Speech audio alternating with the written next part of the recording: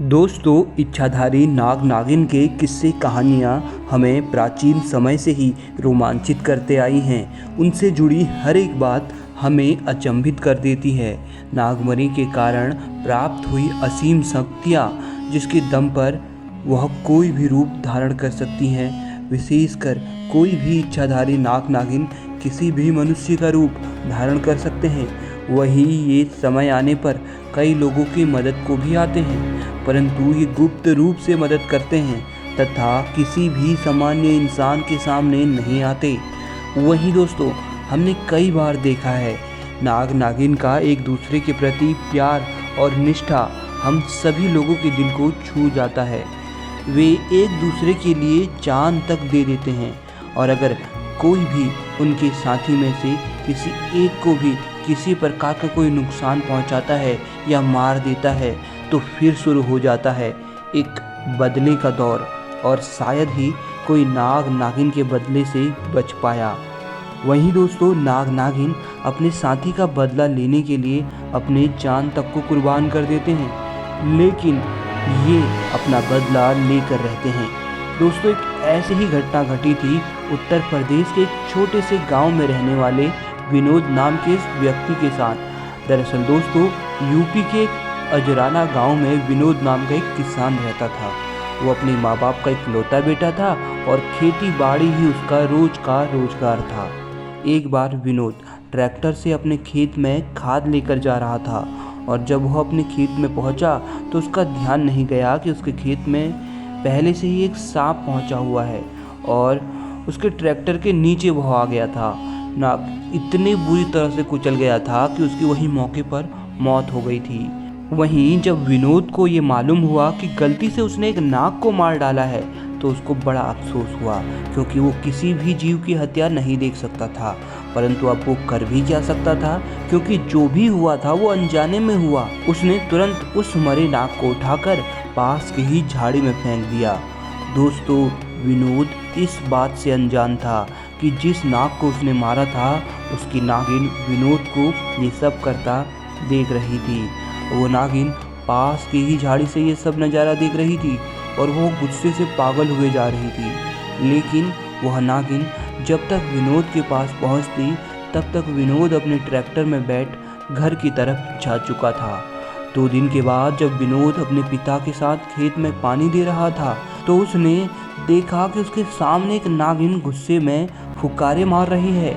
उसे देखते ही विनोद डर के मारे जहाँ खड़ा था वहीं मानो जम सा गया हो।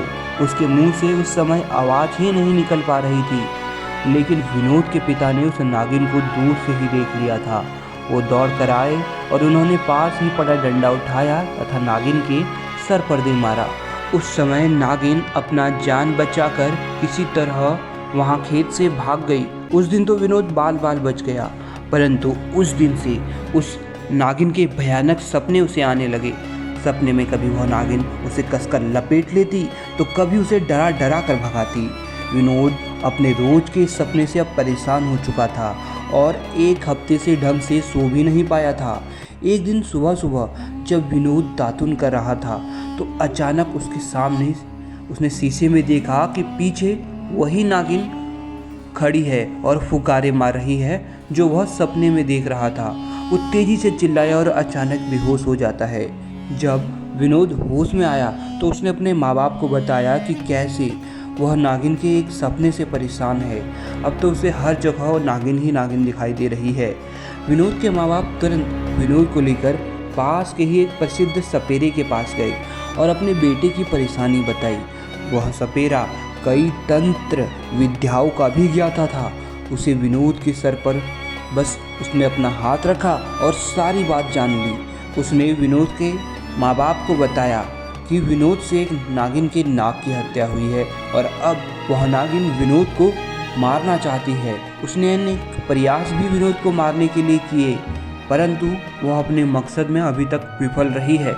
उस सपेरे की बात को सुन विनोद और उसके माँ बाप डर जाते हैं, और विनोद के माँ बाप सपेरे को कहते हैं कि हमें कोई उपाय सुझाइए कि हम अपने बेटे की उस नागिन से रक्षा कर सकें।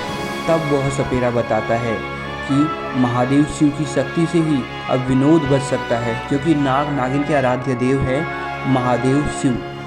जहाँ वह नाग मरा वहाँ विनोद को एक कटोरा दूध लेकर जाना है और 108 महामृत्युंजय मंत्र का जाप करना पड़ेगा और अंत में उस दूध के कटोरे को उस नागिन को पिला देना। विनोद उस सपेरे के साथ खेत में उसी जगह गया जहाँ उसने वह सांप मारा था। वहाँ विनोद को उस नागिन से बचाने के लिए विनोद के चारों तरफ उस सपेरे ने शिव कवच बना दिया। विनोद ने सपेरे के अनुसार 108 महामृत्युंजय मंत्र का जाप कर उस नागिन के लिए वहाँ दूध छोड़ दिया, जिसे उस नागिन ने कुछ देर बाद पी लिया। परंतु दूध पीने के बाद वह नागिन उसी जगह कुछ देर बाद मर जाती है। दरअसल नागिन ने अपने नाग के वियोग में खुद ही अपने प्राण त्याग दिए। उस सपेरे और विनोद ने मिलकर नागिन का रीति रिवाज के साथ अंतिम संस्कार किया और उस जगह जहाँ वह नागिन मरी आज भी नागिन का वह मंदिर वहाँ मौजूद है और हर नागपंचमी यहाँ भक्तों की बहुत भीड़ लगती है। दोस्तों, आप भी एक बार इस दिव्य मंदिर में जरूर आना, क्योंकि कहते हैं यहाँ मांगी हर मुराद पूरी हो जाती है।